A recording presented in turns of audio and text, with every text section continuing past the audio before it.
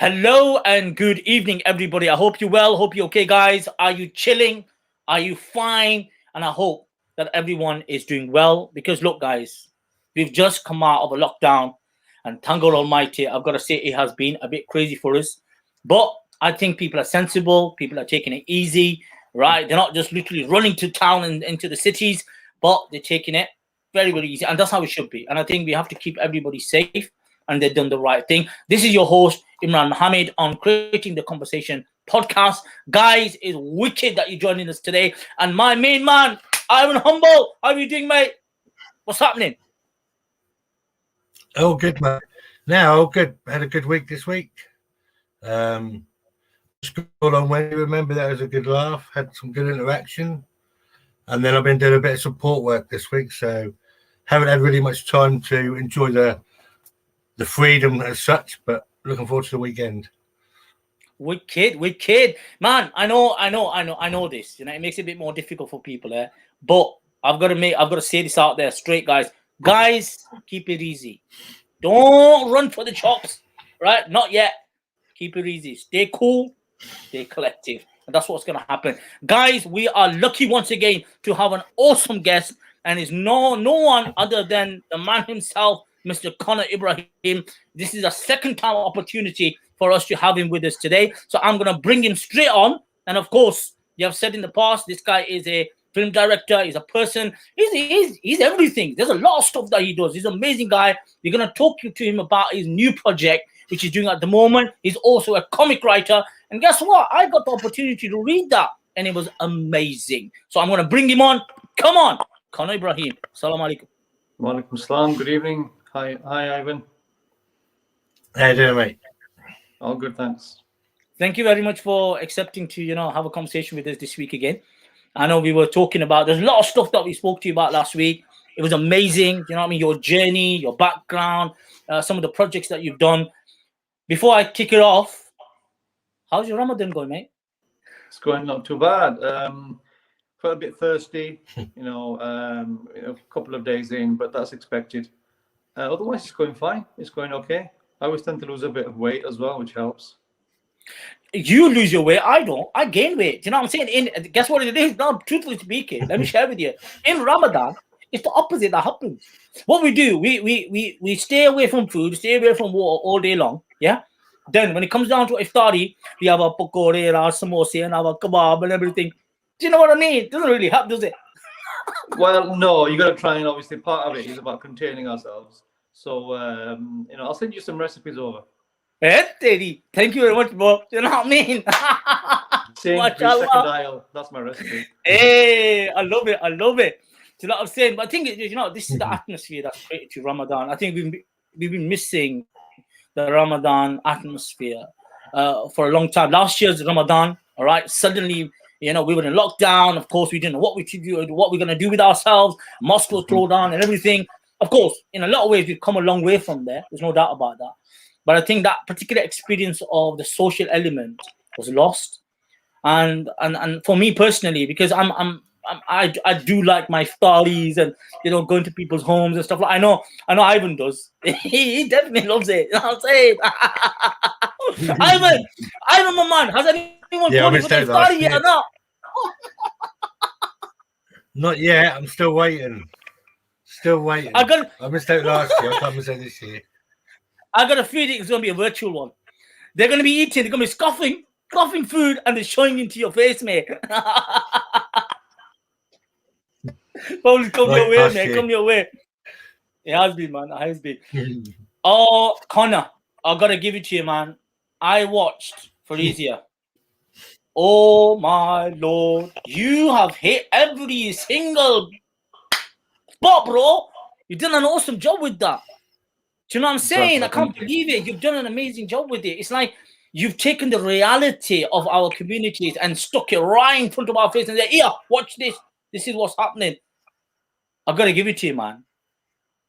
Well, it was natural, and a lot of people say it in the film world, but it's true. It was a collective effort. There we go, the poster. It was a labor of love, to say the least. It was, it started out as 3 short films, and then, as the creative mind never sleeps, I believe, wanting to make it something bigger. And with the blessing of the funders, I was able to make it into that feature by combining those 3 short stories and getting to the right cast and right crew and the locations. And there was obviously problems, but we overcame them. No, you did. You did an amazing. You're talking about your funders. Let me bring your funders in, all right, if you don't mind, because I think what you've done is something amazing. You have combined forces with a lot of different organizations. You know, those organizations that are about getting different people from different backgrounds on the same platform. Let me bring this one in. Yep. God bless them. Tree Charitable Trust, yeah, and I think this has been a massive support to a lot of work that you do, my man. And I think, you know, it's really in fact through you, I've had the opportunity to look into some amazing organizations, amazing, and this is one of them, of course, Joseph, Tree Charitable Trust, yeah, and the gentleman himself, you know, an individual who was all about, you know, society, bringing different people into. Tell me a little bit about what you know about the organization. Because this is something that I want to know, and of course, if our listeners later on, they will also want to know about this as well. Please. Yeah, I'll be honest. I haven't done that much digging into Mr. Roundtree's history, but obviously he was the founder of the Roundtree's kind of chocolate empire, which later obviously got sold. But the name obviously will always be kind of, like, I reckon, connected to that world. And he made, you know, he made his fortune through that, and he wanted to have a legacy beyond him, and he made sure that his wealth, I'm not sure what percentage of it, but it must have been quite substantial back in those days, went into this. I think it might have started as a one-off, like it was because there's different arms to the Roundtree family kind of charitable endeavors. There's the foundation, there's the charitable trust, there's the housing trust, and I think a fourth one as well. And you know, they invest that money into various things to make it grow and be sustained. And obviously they've got a very heavy footprint in York, where Mr. Roundtree was. I'm not sure he was born, but certainly worked and lived there. And isn't it funny? In this day and age, Islamophobia, as you know, as well as many other things, remains a big problem. And who happens to be the first funder of the first UK feature film about Islamophobia? Not a Muslim organization, a Quaker Christian organization. A Quaker Christian organization. Yeah. And it just goes to show, doesn't it? I mean, I didn't know the that. arts is something that they don't really fund per se, except for on a case-by-case basis, they will consider it. So hats off to them that they not only considered my proposal, but they funded it for 3 years. And they took a bit of a gamble in allowing me to extend it from 3 short films into a feature. And it remains that to this day. And you look for funding anywhere, there'll be so few opportunities available to find funding that tackles this issue. So they will always have a special. Mr. Roundtree started it off, and it wasn't for him, obviously, ultimately God, but through him, his legacy, I was able to produce that, and remains the only film, unfortunately, to this day that looks at that issue as a primary narrative. So they'll always have a special place in my heart and my prayers. And definitely, you know what I mean? I think people, this is one of the key things I believe a lot of people don't reflect on, is that there are good people, decent people, individual organizations who have worked very hard to create a society which is based upon commonality, understanding, and a sense of, you know, removing hate from society. They've tried to put their money where their mouth is.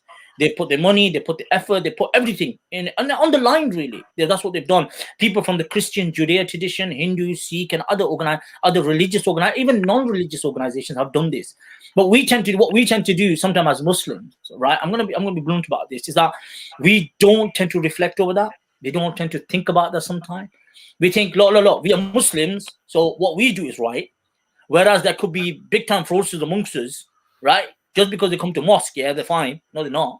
That's not the truth of it, right? But anyway, that's a whole discussion conversation in itself. But what you've done by bringing, of course, the opportunity to launch this movie, right, was through this particular organization, and they have a very rigorous process of funding.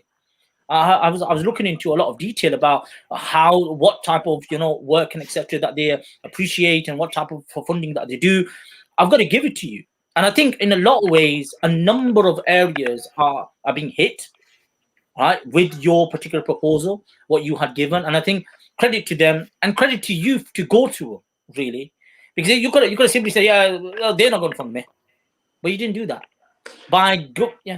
No, well, you see, because I'd been funded previously, well, I would say, commissioned rather, from the foundation side for my first kind of mid to big scale production after my initial play of Hijab, which was more self-funded and seed funded by a local organization. The Roundtree family came on board and commissioned me to do one of their plays about life on white council estates and profiling the data via not just handouts but through drama. And so I had a relationship from the early days of my company being formed. And when the funding came around, to be honest, it was very specific in terms of the area. It was West Yorkshire focused on, even though the issues may be national and international, the companies and the organisations that they were looking to help had to be based or have a connection to West Yorkshire. And it had to be hitting one of two things, which was racial inequality or Islamophobia. So they were very specific, and credit to them in being so kind of forward thinking. And we had a lot of competition, obviously, and to go for 3 years of funding, it was about £90,000 roughly, give or take. And so it was stiff competition, as you might expect. And I went there and I met with them and I gave them my best shot. I pitched my ideas, and they were I was one of the fortunate 12 who got picked. And thank God they've chose you, because I think what you produced is phenomenal. And see, I didn't know about this project that you've done with the whites of the council estates. Maybe you could shed some light on that. What that was, because the thing is, your portfolio is very vast. And IFC, there's no doubt about that. You have taken, you picked up the mantle of Islamophobia, try to tackle that, as best as you can, all right, and different, of course, ethnic minorities and etc. But what I've seen is that your work it is very inclusive. That it's about working class. It's about going back to, it's about Yorkshire. It's about real lives, real stories, real people, right? So shed some light on the project that they requested you to do some work on, please. Well, the Joseph Roundtree Foundation had a 10-year kind of investment stake in Bradford. So they were looking at tackling, obviously, what the foundation do is obviously look at research and try to affect policy from the top down. So this particular project was about life on two particular white council estates. One was in Keighley, I think it was Braithwaite from memory, and the other one was, I'm forgetting now what the other one was in Bradford. So it was kind of a stretched out piece of research done by Bradford University professors. And usually what happens is when they do all their kind of research, they present the findings, it's presented in a formal way through, as I say, maybe some speeches, from literature, and it gets kind of, kicked up to the top and see how it can affect a policy in a good way. And the long and short of it was, they felt forgotten, sidelined, and their voices had to be heard in a kind of big nutshell. So the manager of the foundation arm in Bradford at the time wanted to present this research in a different way, and I don't think they'd done it before. That was through theatre, through drama. And the manager came to see the play I produced, my first one, which was Hijab. So she was in the audience and she approached me afterwards and she goes, let's have a meeting because I've got some ideas. And it kind of started from there. And then so I hooked up with the professors at Bradford Uni, went through all the research, and then I was that conduit from research to stage. And it did about 4 or 5 stages, because we did it in Bradford, went to Birmingham, I think, York itself, and a couple of other places, I forget where now. But that's how that whole project came about. That's wicked, that, you know what I mean? Because I think that by bringing these individuals' lives to the screen is really important. Because what happens is, and I know maybe Ivan would like to say a few words around this as well, a lot of people who are from council estates or people who are marginalized because they're white, they don't usually get the same type of attention, right? They're not as mainstream organizations and mainstream media organizations. They tend to really shun them onto one side. There's not too much to say about them, and I think that's the sad thing. When people like that are not given attention, not given not given the opportunity to express or share their views and they share their pains, it evolves into something really horrific. When we talk about people who within the EDL and very extremist organizations, sometimes they tend to pick on individuals like that who become very marginalized because their lives are not being heard or not being spoken about.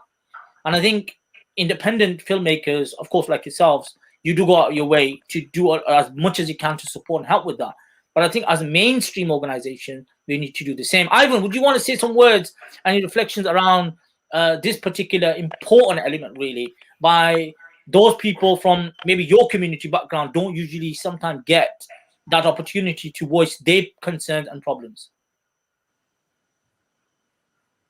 No, we don't. And I think that was the power of Fiji, because the white family in that, the way they were played it were brilliant. It could have been the road. Do you know what I mean? It was that the actors. I think the actors in that film brought the stories to life so much. And there's one thing about that white family that I remember is in Fiji. There's a lot of one-liners, like that one I said about last week about you're only Muslim from far on a Friday. But the white woman says one, and I'm only one newspaper headline away from joining the EDL. Now, I thought that line, that's how a lot of people were thinking when we were formed. The States, people were thinking like, and I think the way you captured that and that one line was excellent. That made the film for me. Thank you. Those one-liners are quite important because, you know, it's like anything in film, you have to be creative as well as educational. And just like I'll be back has become this kind of universal thing that everyone knows where it came from. I thought, well, you know, it's very important to try and include important one-liners that stand out. And so I really value the fact that 6 years later, you're remembering that one. The thing is, look, I'll always remember. I'll always remember the Muslim one well when she's talking to her brother. I'll always remember that one because that's the one that really stands out to me in the whole film. The one-liners are perfect. I think it done really well. Yeah, that line, it comes from personal experience as well. I mean, Imran, you'll know, you know, certain individuals go to the masjid and they put their hand down and think they're holier than holy, and then when they leave, they're not. But the same can be said for any faith. I'm going by my experiences. I'm not just picking on our own by any stretch, but it's given what I've seen. And that hypocrisy has got no place in a place of worship. I've been to Hajj in 2005 and 6, and you should have seen some of the hypocrisy there. You know, it sickened me. They did it on the house and God's house itself. So if they can do it there, they can do it anywhere. But you've got to raise these things so tactfully. You can't be prodding and poking, as I mentioned last week. You've got to make sure that if you're going to say something to someone that they need to think about, because change comes from this. It doesn't come from any force. Ultimately, they've got it from inside. You've got to raise it with some respect, firm but fair. And that's what is important. Like I said, alhamdulillah, by God's grace, I don't think I've ever rattled anyone up to the point where they wanted to assault me or hunt me down or anything like that, because I'm still respectful. I won't shy away from the controversy because it's my community too, and I will not stand for anyone going out there doing bad things in the name of my culture or my faith. It's just not fair. It isn't fair. And let me share something. I think you've touched on something very interesting. Look, I've you know, the great philosopher, the great thinker, Akala. Hey, Akala. I love that guy. Oh yeah, man, I love it. God bless him, man. God give him strength, man. He was saying something. He goes, you know, in my evolutionary process of going from where I was, you know, maybe a young, naive, you know, a bit of a lippy individual, okay, who would say how it is. I've come to a place where I've realized that I need to be a bit careful, even though he still says what he believes in. All right, he still has his views and he still has his ideas. Do you understand? In fact, it's become much more acceptable, his views and ideas of the world, than out of the world than it used to be. Now, but like you said, you've not rubbed anybody the wrong way, right? Hopefully, but at the same time, it's also important to be edgy enough, right? To be to have the ability to question at the right time, at the right place. Okay, and because the thing is, you have to be true to the art, you have to be true to the people, you have to be true to yourself and to the story itself. And if one doesn't ask the right question, and even sometimes the question they might hurt people, you know, it might be something which is, you know, at least to get hot underneath the collar, if nothing else. But it's important. If someone like you doesn't do it, who will? And if these things are not raised, they're shoved under a carpet, and eventually the stink's going to get out anyway. And it does, and it pongs, bro. It pongs. Do you know what I mean? It pongs. And that's the problem. You can't deal with that smell. You can't deal with that, you know, disgusting, you know, pong that comes out. Later on, it takes too long. Yeah. And that's what they say, you know, when you know, you nip in the bud, right? You nip in the bud. And our problem is You don't do that. Oh, just leave it, bro. Just leave it, bro. You know what I mean? Let it fester. Let it fester. No, man. It's to get it when it just shows its head. And that's key in this. Let me look at this. We're living in times where, everybody's very touchy, yeah? Right? We become people like, oh, you can't insult me. You can't say anything against me. Do you know what I mean? That shows me the fragility of society. I don't like that. We live in a British country. We live in a British society. British society is known for this. We're known for, satire, right? Satirical conversation, discussion. Our comedy is based upon all of that, based upon the nuances, based upon, all of the aspects and elements of touching and probing wherever it can. Suddenly, Conor, I'm going to put it to you. You are an artist. You are a person who talks and discusses or brings things forward, all right, in front of people's lives and real lives. If you are not, if in your genre, if you're not truthful, what impact would you have? Exactly. If I just toe the line and do the same as other people, or just don't use, and let's face it, film and media is power. If we don't use that power in the way that we can and sleep easy at night, then what's the point of being?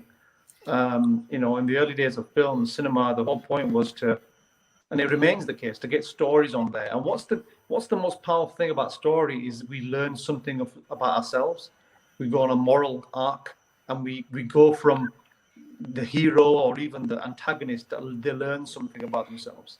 So, at its heart of any story, and I think obviously a lot of it gets lost with special effects and some things are very fantastical, but that's okay. There's an audience for that, and so be it. They don't all have to sit there and be preached to and change and all the rest of it. They can just chill out with some popcorn and just be entertained for 2 hours. But that is something that I do want to do, and inshallah I will. But I want to have a balance where I'm also doing something that does make you think, because as I say, a real change comes from that seed of thought. And it really does. And within your genre, within your area of work, the subtlety, that's the important. Go for it, Ivan. And that's exactly what it does. It sows seeds. Throughout the film, whenever there's an issue or controversy or something said, later scene, there's something that challenges that thought or even explains it. So I think it's good. It's like I found the other day about the work we do.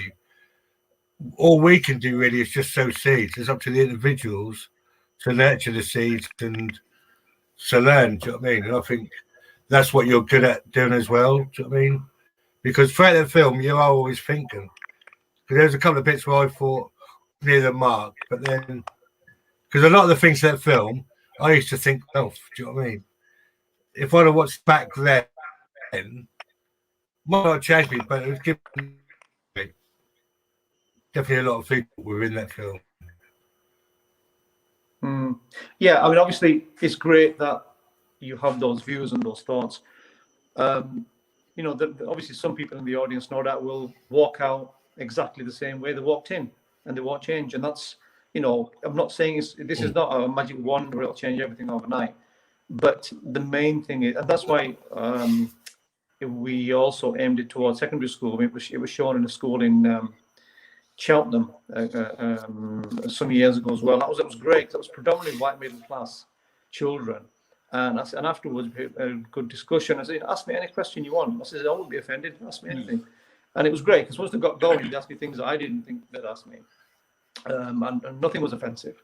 Because sometimes I think there's a danger, we can't ask that in case it offends someone. But if it's done, always read people's intentions.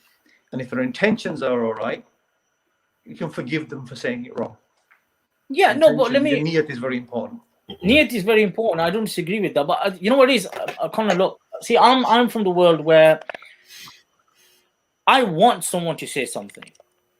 I like it to come out because I don't want it to fester from within that person. Because if it festers from within, it becomes a cancer. And some people in the world that we live in today, that is one of the fears that we have. We talk about, be PC, politically correct, bro, which is, I can understand why that exists. I know the importance of it. All right. There are certain people, certain organizations, certain things that happen historically. All right, and we can't be going around saying the N word. We can't be going around saying the P word and whatever we like. We can't do stuff like that. Do you know what I mean? I can understand where the PC stuff comes in, but the thing is, that also has stopped conversation. It has stopped real, concerns of people. I'll put it to you this way, right? If you can't have a conversation without using the P word or the M word, you need to go back to school. I'm not about you specifically, Imran. I'm not about anyone in general, because we have to think. We have to elevate our thinking. We can be more creative. If we have more conversations without resorting to the lowest denominator of swearing and picking on somebody else for them being different, then the conversation might as well end there and then. So I think we can have the conversations. We just have to train that muscle in our head to know how to address someone, because if I show you respect, chances are you're going to show me that respect, and it can only build from there. So PC is all good and well and has its place, but it also has a place for a reason, because we have to shed the skin of certain terms which carry such negative connotations. But that to be honest, that's a debate all in itself. But that's my view on it. No, it is good. It's cool, because then think about it. In your field, you weren't able to do or say things, right? If everybody every single time jumped on you, right? That they are, I've felt insulted. How dare you say stuff like that? I can't believe you depicted Muslims in that way. How dare you? Now, Billah, didn't you see that these are Muslim women? Why didn't you put hijab on their head for? Yes, of course. As a petty. filmmaker, I am dictating to the. I know I have had the odd comment like that in the past, but overall, it's been minimal. But ultimately, I'm not there to dictate how a lady or anyone for that matter should dress. But having said that, I'm very careful about how I portray people on film. I know it's my first major film, but I'm not one that's going to promote anything intimate or really gory or really violent or really, using really bad language. I'll delve into the areas, bar the illicit stuff, somewhat in the future perhaps. But I don't need to go down the illicit route, because there's too much of it, and I think it corrupts young minds. It's not Islamic, and that's for good reason.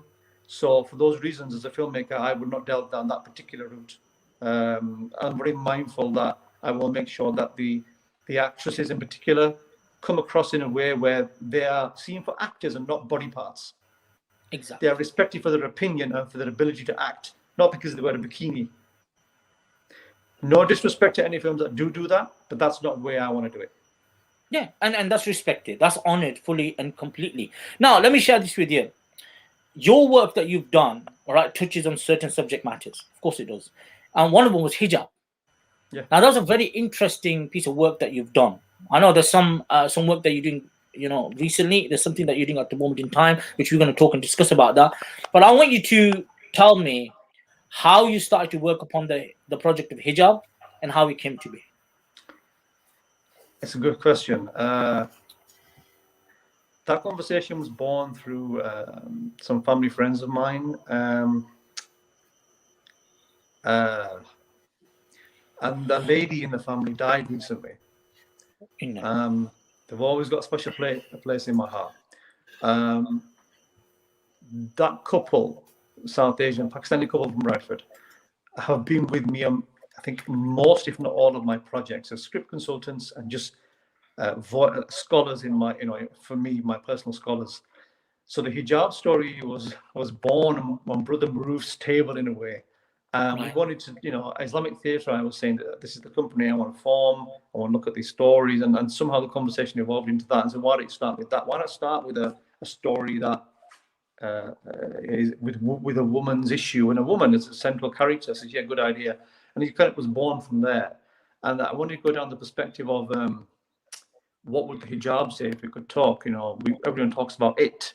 And, they kind of use it as a tug of war, this piece of cloth that goes on someone's head.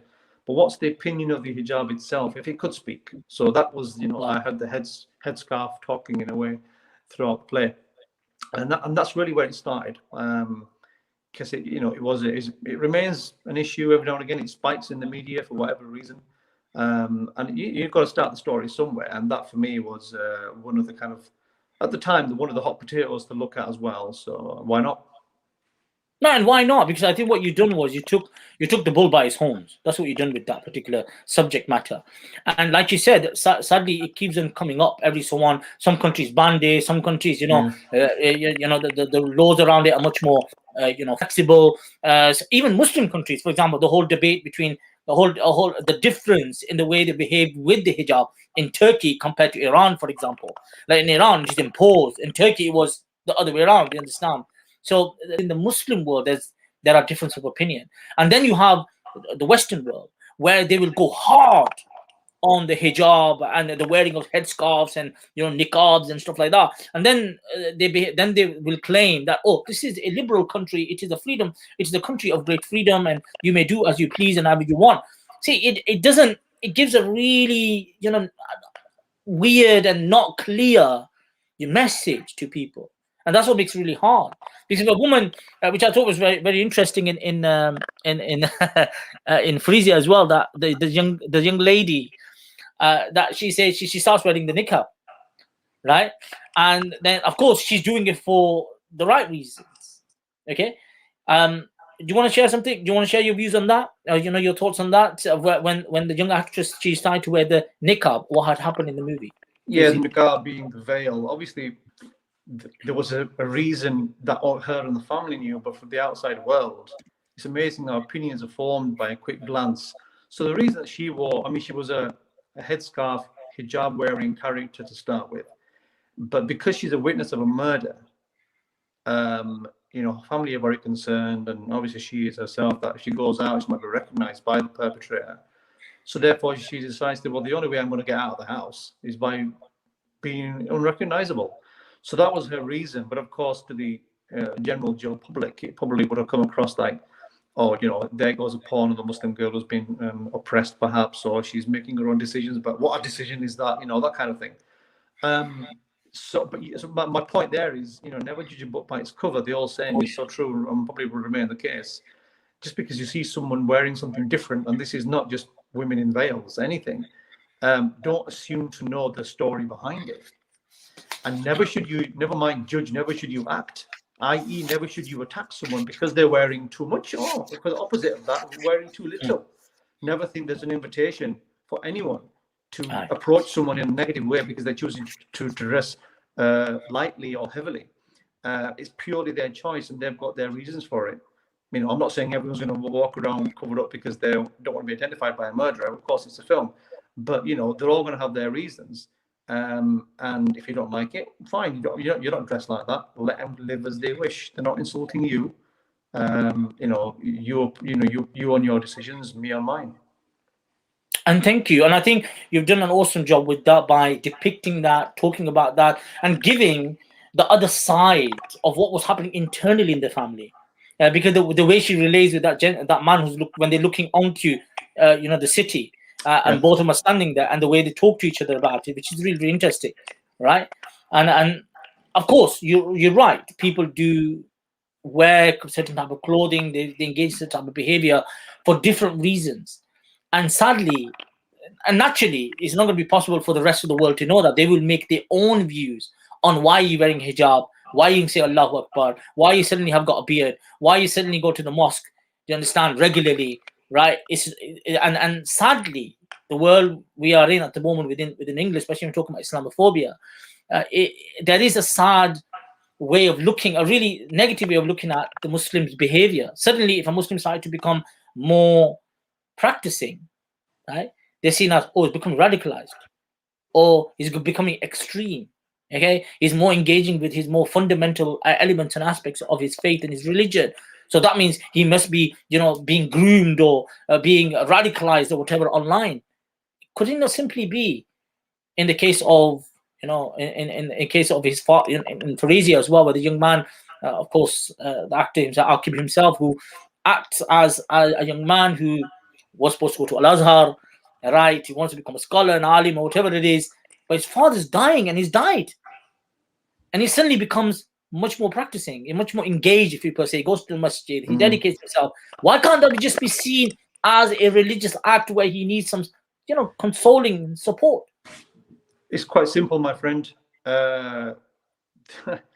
there is a lot of distractions in the world by perpetrators who wear the same uniform as us, meaning beers, and not myself obviously, but you know, the Islamic attire, the certain look, the turbans on the head, and that has obviously snowballed over the years and become very negative. So people are lazy and they don't want to know the reason why you've got a beard, Imran, or why you wear the jubba or the attire as it were for a Muslim woman, because it's in this day and age we're so now bombarded with media and images and headlines.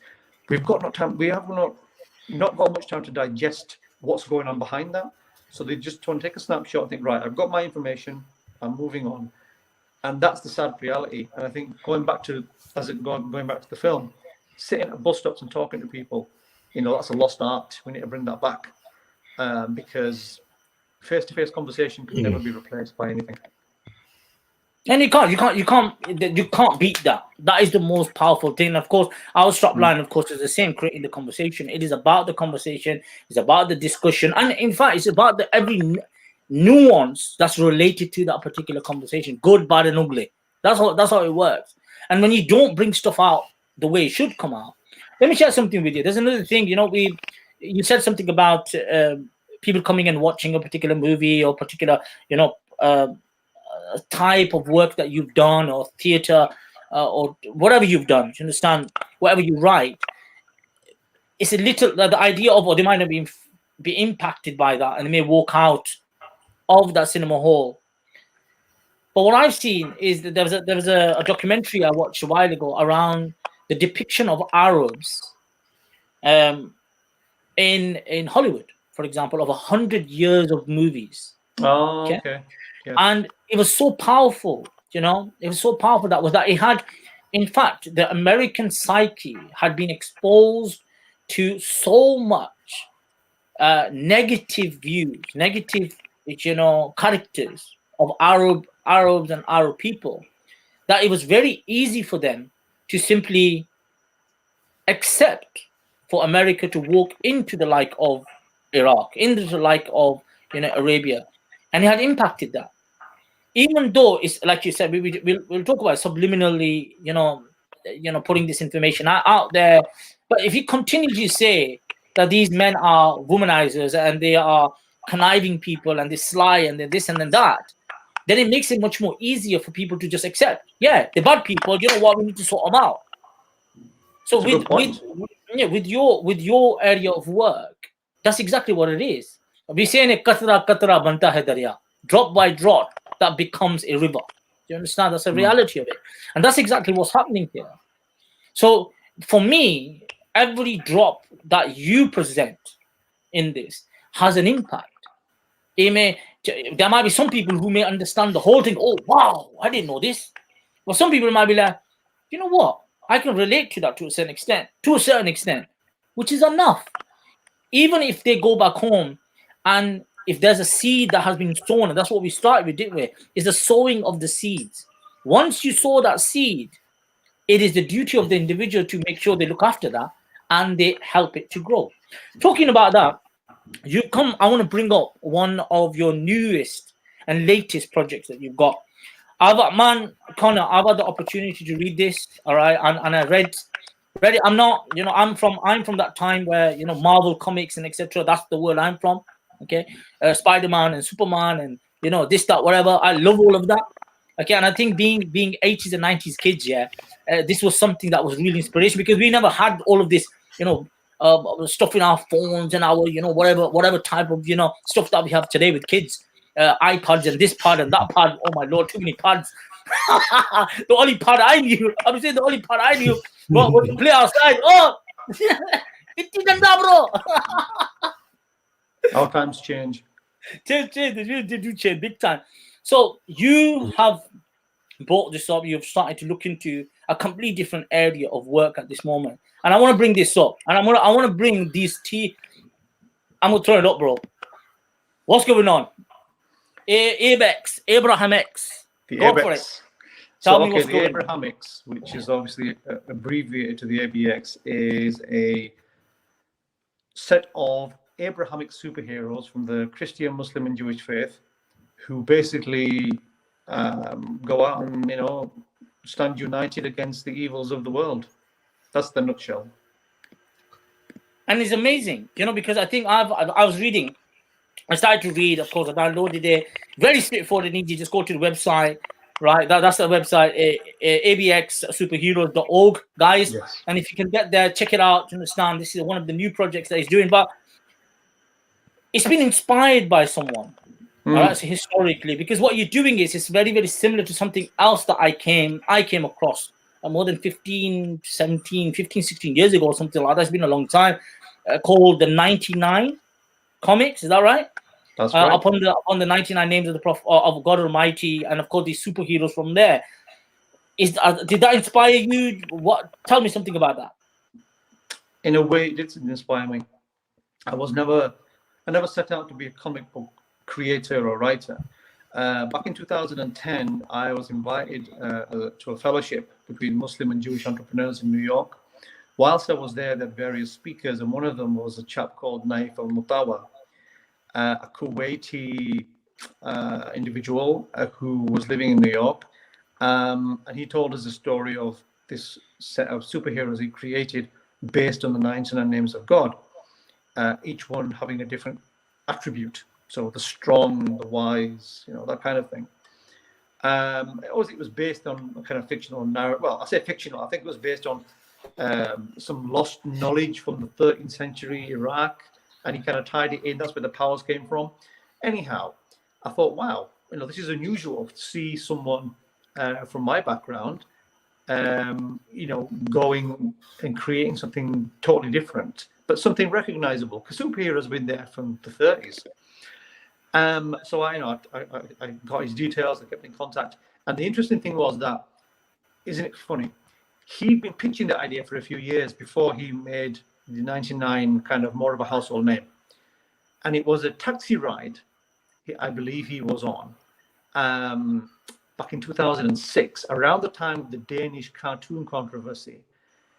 And it just so happened that because the word Muslim and cartoon was in the press, he then got attention from that.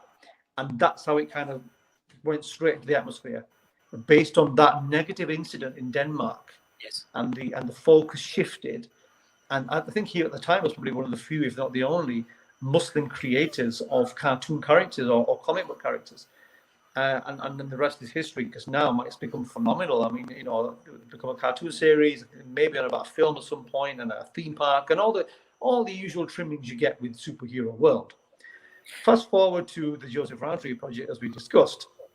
The ABX was going to be part 3 of the 3-year project, and it was a long time coming from the end of the funding to actually getting on the website, but there's been bursts of life along the way. The initial idea wasn't 3 Abrahamic superheroes. It was going to be a Muslim family based on the very people I talked about before, whose mother, the wife, sadly passed away recently. It was based on parents and 2 kids who were kind of, secret superheroes by night and going out and changing the world for the better. But then I thought, if I want this thing to grow, I want it to be inclusive. How can I make it something that's got more of a legacy to it? So why don't I broaden it out to other faiths? And it just made sense to lean on our cousins, the Christians and Jews. And that's one way to unify subliminally for young people, to say, look, these are our fictional role models. They can work together, just like our prophets were from a wide variety of faiths. If they can get on, why can't we? We don't have prophet. We don't have the good fortune of being prophets in our lifetime. So this is the next best thing.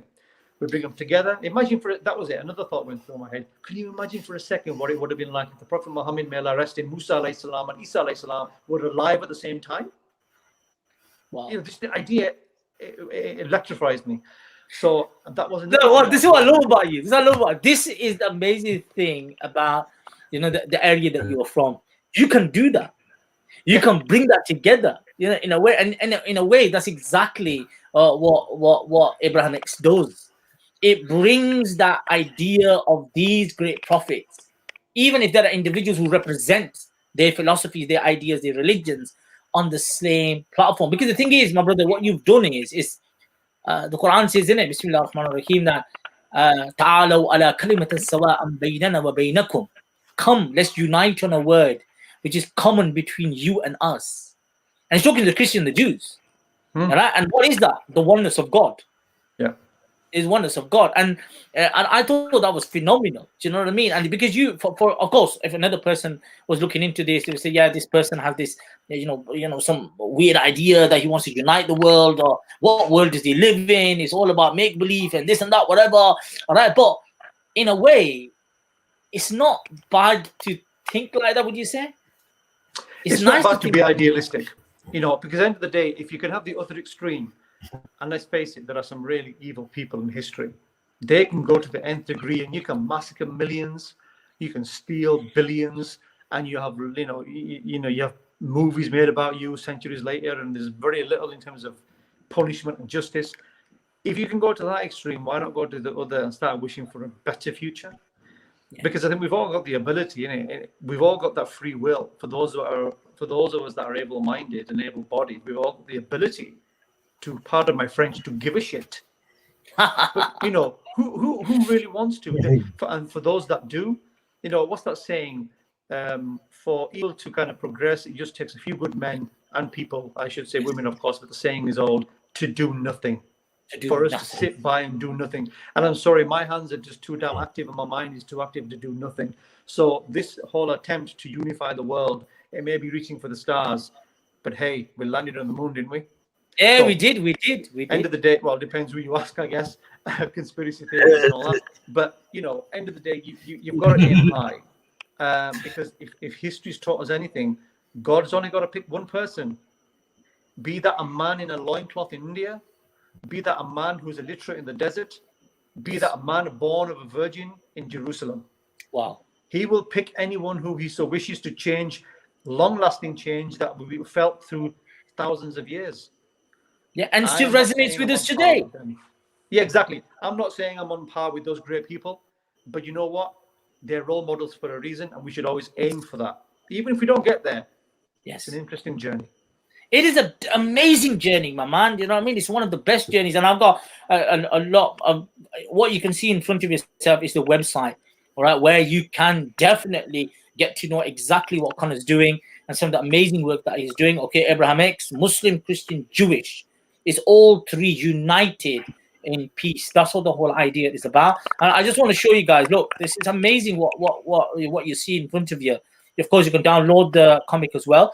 If you can maybe just tell us about the three main characters, if you don't mind. I've got them here. I had to do some research. Gabriel, you got Jibreel. Yeah, so Jibreel, he's the Christian superhero. I had to do my research about superpowers, and there's quite a few superpowers out there. I wanted to make mine a bit different. So they've got the usual expected ones like super strength and they can fly and all that kind of stuff, and with some quirks. But the main differential between this and any other superheroes, group or individual is that they age reverse. So they're actually old people. Yes. They're over the age of 65. They're retired, but one of their superpowers is to age reverse back into their 20s. So, rather than Clark Kent spinning through a door and going from glasses to no glasses, these guys go from wrinkles to no wrinkles. And there's another reason. It could have been more based on Doctor Who as well. There are different versions of him. Yeah. Yes, indeed. To be honest, I've never really watched. I've never really watched Doctor Who. I'll be honest with you. I've never been. That's a donkey. Yeah, they're going to find me now. That I'm going to be hunted down. So I guess I never took inspiration from that. If it's the same or similar, that's just pure chance. But another reason I wanted to choose older people is because we are an aging population, and I want to instill respect from young people to old people that, in a way, they are kind of superheroes. The amount of knowledge they picked up, if only you knew. Don't be fooled by wrinkles and infirmities that they have not got something amazing to offer. And so I wanted to instill that respect, or encourage that respect, or enhance the respect between young people and old people. That's another reason they were old. Another thing is that what I love about it is also the nationality that you're given to. All right, yeah, that's very important. Here you have a Christian representative, right, who's from Russia. Yep. What is that? Is that a particular reason that you chose that? Well, I've brought in. It's obviously touching on the current global uncomfortableness between the, the Russia, the kind of Russian side of the world and the West. I mean, that goes on. It's been going on for the Cold War and all the rest of it. So I want to make that bridge. There's obviously a Palestinian Muslim and a Jewish American who's got roots in Israel. Yeah, let me bring the Jewish American in. Yep. Yeah. So, this is Rafaela. This is Rafaela, and the reason I chose a female is because the Jewish belief is that the light carries through the mother, so you're only Jewish because of your association with your mother, not your father. So that was very, and plus we wanted a female kind of hero. It's very important to demonstrate the power and the importance of females in our lives. Hell, they give birth to us, they raise us, they're our teachers. So that was another reason. And in fact, think about the Marvel, the whole thing around the Marvel, comic structure was about that, wasn't it? To bring out not only masculine representative, but also feminine. All right, which is a really, really powerful thing to do. So what you're doing is that there's a bit of a homage there to the whole Marvel genre, if you may say. Yeah, I guess all ideas have some leaning or some inspiration, absolutely, from other things. No real story is truly original; they're just variants. So that there was that. I want to make sure that there's meaningful discussion between one of the biggest flashpoints in the globe, which has been, is, and I would dare say remain for some time yet. I'm not sure there's an easy fix. So that's important that they see unity between our cousins, between the Palestinians and the Israelis. That there are good people on both sides, and we need to join together. And if you're going to have anything of a future, it's going to be when you become family. And what's amazing is, what's amazing what you've done here is that you could have chosen a Muslim from any part of the world, right? They could have been Pakistani or Bengali, they could have been Russian, or they could have been Australian, they could have been Indonesian, they could have been anyone from Egypt or Morocco or whatever, but you chose Palestinian. That's interesting, and especially to fight hand in hand, side by side, is someone who is Jewish. Yeah, this is amazing. So now we have Mikhail.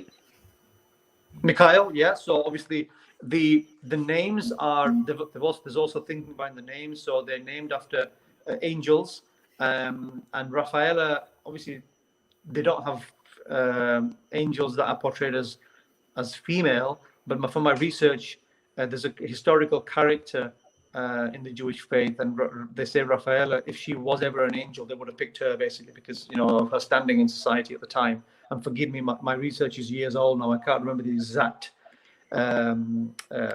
historical fact I'm talking about there, but each name carries that significance, and it translates because Mikhail, Michael, Jibrail, Gabriel, Rafaela, I think it remains the same regardless.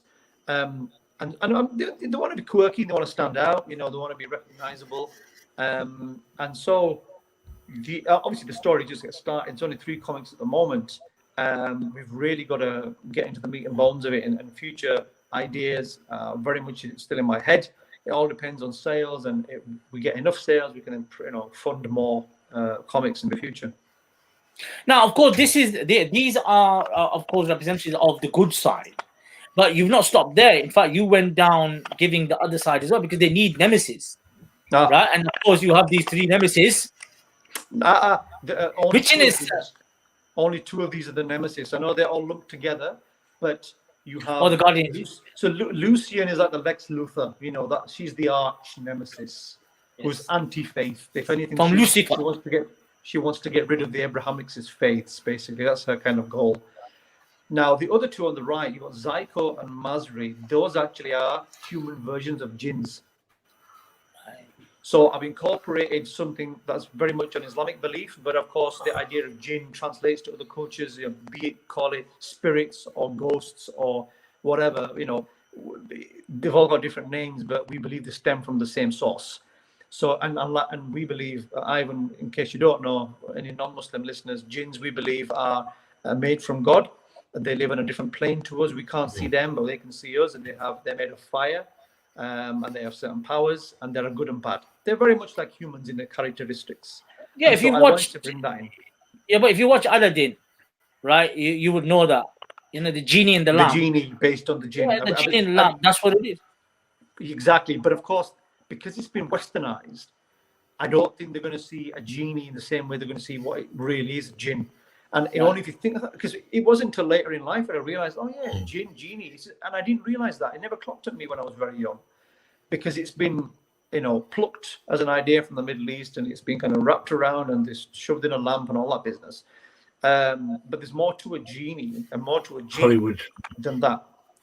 And so, yeah, the unifying thing is King Suleiman, between all the faiths. So I wanted to bring together this connection, and the power they have comes from we believe that King Solomon alayhi salam, was bestowed by God a powerful ring, and that's where he had his powers.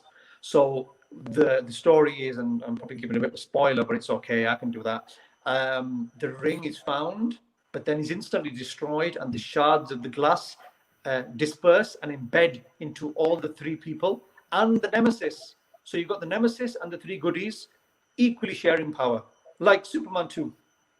Yes. Wow. And talking about Superman 2, that was one of your inspirations, wasn't it, when you were a young man? Superman, yeah. Christopher Reeve, God bless him. He inspired me as a young guy to get into the world of drama, because I figured, you know what?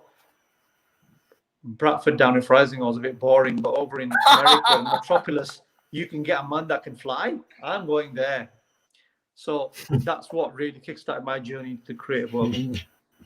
And this is truly creative. I think this is what you are. The idea that you've come out with and the philosophy that you come out with is phenomenal. And to show it in this particular way as a comic, all right, it's very mainstream. It's right up a lot of people's street. I think it's an amazing opportunity, because look, for me, I think what you've done is that, which is really cool, is that they're very, physically fit. They look sexy. They look very inspiring. You know what I mean? With a beautiful hair, walking in this very macho way, which I think is very, very attractive thing to do. And especially talking about when you said your inspiration with Superman, in a lot of ways, that's what it is, isn't it? I want to become that, or I want to have some element of that. I agree with you, but I wish I didn't have to, because we look at perfection, don't we? We're having rippling muscles, or if it's a female, a fine physique and hair and nails and all the rest of it. And, you think, well, that's not normal, because, heroes come in all shapes and sizes and all colors and all the rest of it. So I'm hoping that even though I've fallen into line with that one, as I move forward and introduce that's actually part of the reason I made them old, because they can still have their powers and be old. So moving forward, I'm going to make sure that I introduce more human, regular-looking superheroes, rather than the kind of just chiseled and defined expectation we've come to be indoctrinated with through Hollywood. No, I was looking, in Comic-Con, right, in America, okay, because they're really crazy about this sort of stuff, isn't it? And it'd be really interesting to see someone as maybe Rafaela or Mikhail or Gabriel, you know what I mean? And in fact, even the other side, Lucian, for example. And it'd be interesting to see all of that. And I think, in a way, I know what you want from this, but in a way, there has to be an attractive element. There has to be an element which inspires people. All right, makes people feel, oh, you know what, this is interesting. It's once again, it's the idea, that subliminal way of engagement, that idea of that drop that you throw, or the seed, the sowing of that seed, isn't it? And the introduction of these particular characters, which have very Arabic names, or very Semitic names, which is really, really powerful. And and we spoke about this offline as well, that if you look historically, it's not that this is a new phenomena, that people who take the philosophies and ideas and put them onto the screen, or put them into a book or a novel or whatever.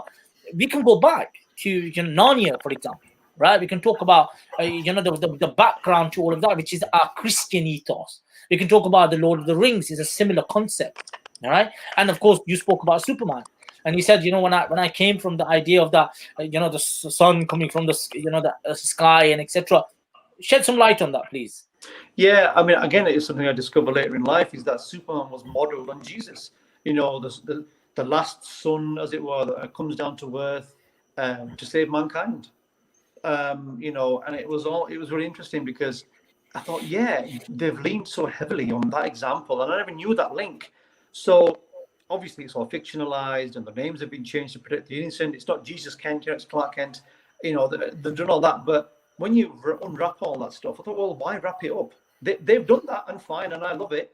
But why not just tell it as it is? Why not just have superheroes that are religious, that pray, as well as going to kick some butt? Because ultimately, there's nothing wrong with being religious. We live in a PC world where people want to be, and then they're totally entitled to their choice. But it's almost like, that PC thing you mentioned before. It's almost like if I say I'm religious, they look at you a bit funny, thinking, "All right, okay, because religion causes all the world wars." No, it doesn't. Idiots cause world wars using religion. Let's get your facts straight, people. So, but why not? We should take ownership of something that's beautiful. No, but it's a set of laws. No, it is. But let me share something else with you. See, this is one of the bugbears I have with all of this, is that, because I put this up to, I brought this question up on Sheikh as well a while ago, and I said, look, within the West, right, we have something called our heroes. Okay, we have our soldiers, we have our people, fighters who go into the other land, and they fight for our liberty, right? They fight for our freedoms. Yeah, they keep us protected, and we see them as superheroes. Really, they may come back with lack of limbs, they may come out back with trauma and whatever, but they are people that we love, we admire, we hold in high esteem. They are superheroes if you think about it. Why is it that if someone is fighting, for example, as a mujahid, now this is a very controversial thing for a lot of people. People, when they want to say something negative, they go, yeah, these mujahids. But 1 minute, a mujahid is similar as, I'm not talking about people fighting to eradicate all human beings for the fun of it. I'm talking about if they're fighting for a good cause, the right cause. All right, even a person who could be a soldier in this country but is fighting for the good cause and the right cause, but he's a Muslim, that's a mujahid. That is a fight. That is a superhero. The thing is that you've got to pick your words, haven't you? You say mujahid, it's the connotations. If you say something like mujahideen or jihadist and all that kind of stuff, unfortunately, there's baggage there that's very, very hard to unpack. But if you say hero and a Western soldier or something along those lines, they have different connotations, and that's part of our inner struggle, if you like. Not just our inner struggle, but it's our outer struggle for people like myself who are in position to try and change, because we need to start working on the words and working out from there. And that's not easy because we're so used to seeing every other headline with the Arabic version of soldier being so negative. And people should realize that some have got bad intentions and some have not. Just like Nelson Mandela was classed as a terrorist back in the day. Yeah, of course. And all of a sudden people are loving him and remembering him, and rightly so.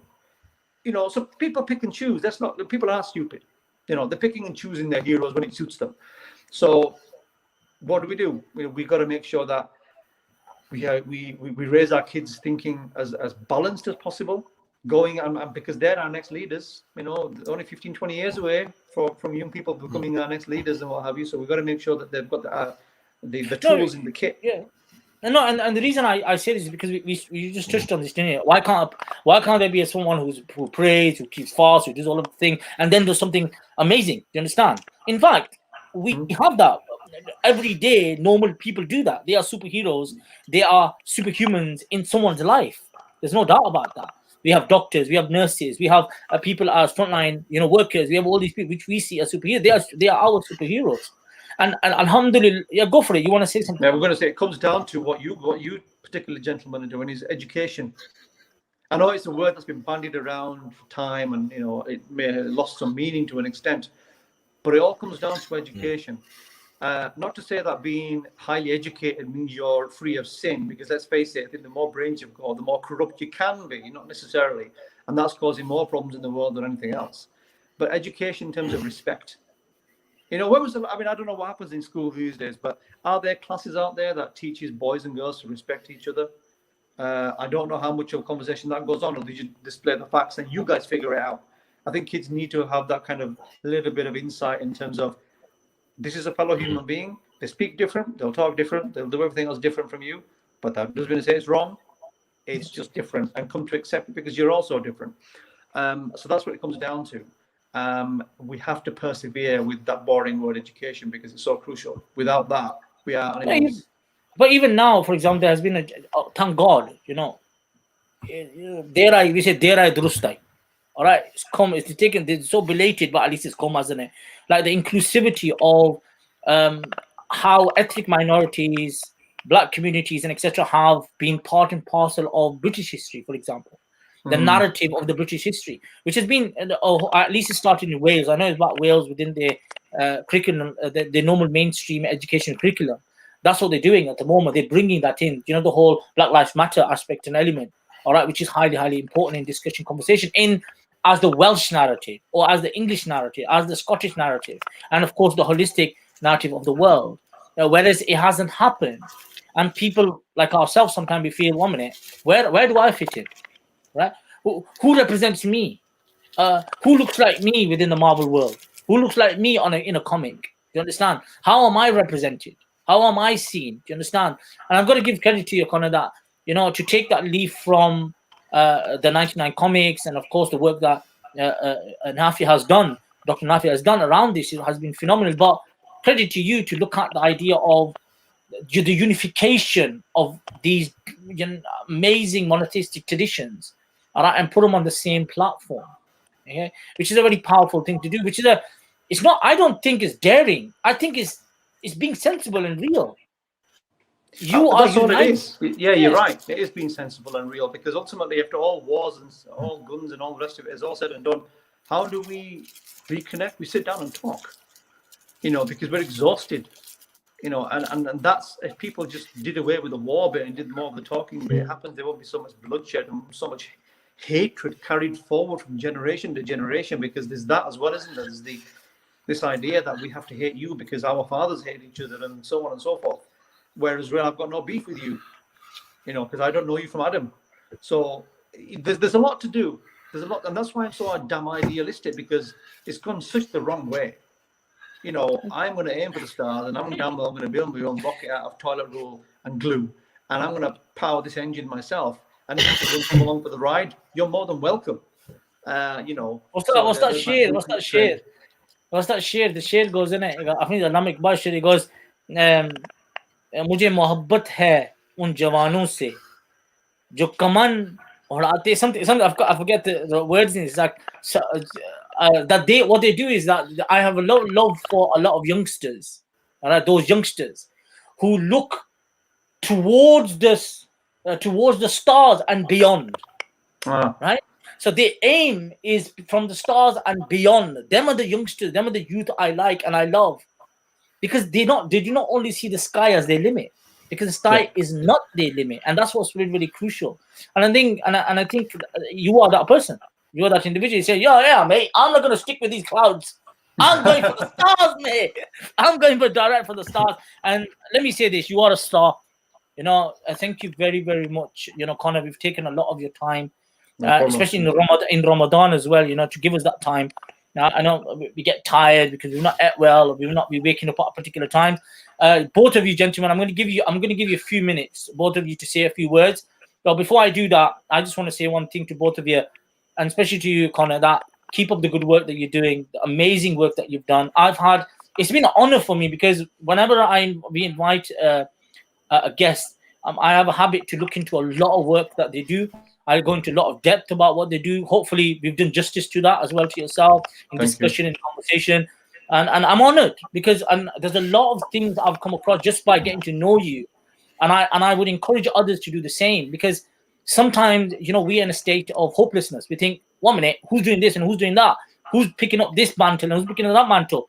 Guess what? We just found another one, like you, that you're ready to pick up this mantle and say, listen, okay, fine. I have my own area of expertise, okay, understanding and knowledge, but I'm going to take this and I'm going to try to do my best to convey an image or a view or an idea in the best way possible, opening up the conversation.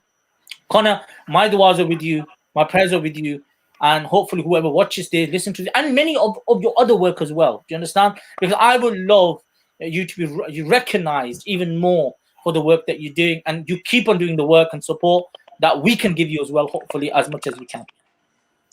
Thank you. Ivan, do you want to say something? I want Ivan to say something, and then I'm going to leave it to you, Conor.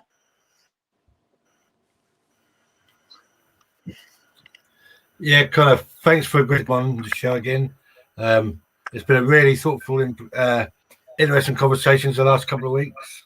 Don't forget my cameo when you progress into the next movie. That's it, really. Last words with you, and then I will do one more thing. If got that screenshot of our new venture next week, Did you get that? A screenshot. We're launching an Audible podcast next week. No, not you, Arakan. I was speaking of Imran then. Yes, you're launching a new what? Sorry. No, not you, Con. Speaking to me. Speaking to the viewers, sorry. We're launching a new. Yeah, we're launching a new Audible podcast next week on Anchor. I forgot Anchor/MYE podcast. I just thought I had to get that bit in quickly. Okay. Now, last Go for it, Connor. Thank you as well, guys. I really appreciate your kind words and the platform. And in terms of being recognized, it's all in God's will. My main concern is being recognized by Him, because ultimately my CV is for Him. He's the boss. And as long as I can do what I can, change my corner of the world for the better, leave something a bit more positive for my little one, and everybody else's as well, then I can sleep easy at night. And if it takes on a new life of its own and it becomes phenomenal, I'll promise you this, I won't be swayed with money or power. I'll remain grounded. I'm not tempted by such things. I would just see it as a unique privilege, and I would use any kind of influence in the future purely to continue what I'm doing, and more so, and encourage others and help others, because there are other voices. It's not just me. I've just been fortunate to have some platforms here and there, and there are plenty of others. I want to capture them before they become too disillusioned and they lose sight of their own stars. Let's do what you're trying to do with Ibrahimics by combining these different forces together of different faiths, different religion, and no religion, in fact, and do exactly what you've done in the comic in real life as well. God bless you, my man. Have an amazing Ramadan. Look after yourself. I hope everything is fine for you. Big up, guys. This was Creating the Conversation podcast. Signing out, and we'll be talking to you very, very soon. And hopefully, we can do something like this again in the near future with Conor Ibrahiem, our main guest. Sign out. Thank you so much.